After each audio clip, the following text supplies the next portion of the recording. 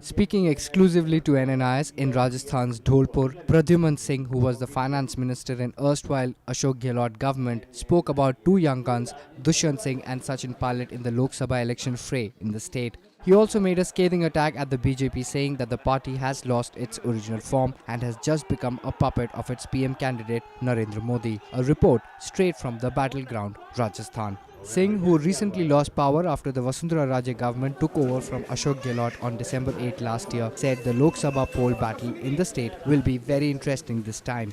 He said the polls are about ideologies and political parties, but the influence of political stalwarts in the state cannot be overlooked. He added many leaders' sons who will contest the polls will make the battle in Rajasthan even wilder. Obviously, he was referring to the two young Turks, Dushyant Singh Sindhia, son of Rajasthan Chief Minister Vasundhara Raje, and Sachin Pilot, Chief of Rajasthan Pradesh Congress President. Dushyant is contesting the elections this time from Jhalawar, while Sachin Pilot is contesting from Alwar. देखिए, सचिन पायलट प्रदेश कांग्रेस के अध्यक्ष हैं। Versus नहीं है यहाँ पे चुनाव। यहाँ चुनाव है बीजेपी कांग्रेस का।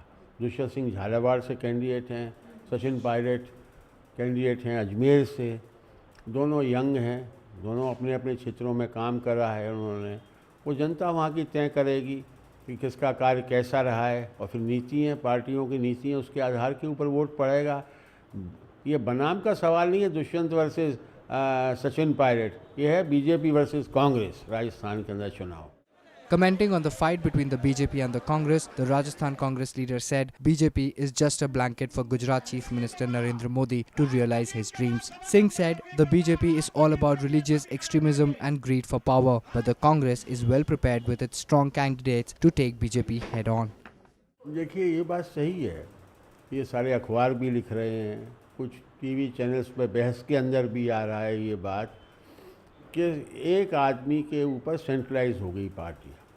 और उसका सबसे बड़ा नमूना ये है कि जो बीजेपी के सीनियर लीडर्स थे उनको हाशिए पे खड़ा कर दिया है ले जा करके। तो ये अपने आप में एक नया डेवलपमेंट हुआ है, और प्रथम बार जो है आरएसएस की भूमिका इन चुनावों में बहुत सक्रिय हो गई है।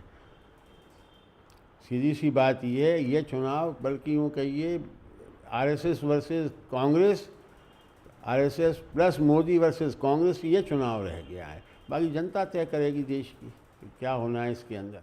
When the senior Congress leader was asked about the novice AAP and its unusual approach towards the political system, he told NNIS that he thinks AAP is directionless. He added innovation and revolution are welcome in the country, but the AAP disrespects the constitution, which is unacceptable.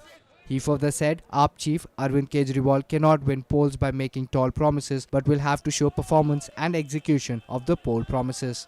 देने पहुंच गए हैं वहाँ पर, लेकिन उन्होंने दिल्ली में जिस प्रकार से अपने दायित्व का निर्वहन नहीं किया, वो चाहते थे कि जो जैसा मैं कहूँ वैसा हो, लेकिन संविधान की प्रक्रिया के तहत ही उनका जन लोकपाल बिल पास हो सकता था।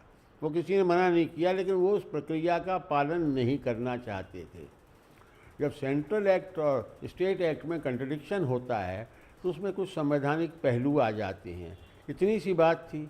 कांग्रेस और बीजेपी दोनों उनसे कह रहे थे कि हम आपके इसको समर्थन देंगे, लेकिन आप संवैधानिक प्रक्रिया का पालन करें। उसके ऊपर मतभेद हो गया, उन्होंने इसी बात पे इस्तीफा दे दिया। मन मर्जी से राजनीति में काम नहीं चल सकता है, आपको सबको साथ लेके चलना पड़ेगा जब आपका पूर्ण बहुमत विधानसभा में नहीं हो। उनका पूर्ण बहुमत नहीं था, कांग्रेस ने उनको अंडर कंडीशन सपोर्ट दिया, लेकिन वो तो गन पॉइंट पर कांग्रेस का समर्थन चाहते थे कि हम जो करें वो आप आंख मीच के करते जाइए, तो संविधान का उल्लंघन तो कोई बर्दाश्त नहीं करेगा। This report was brought to you by NNIS.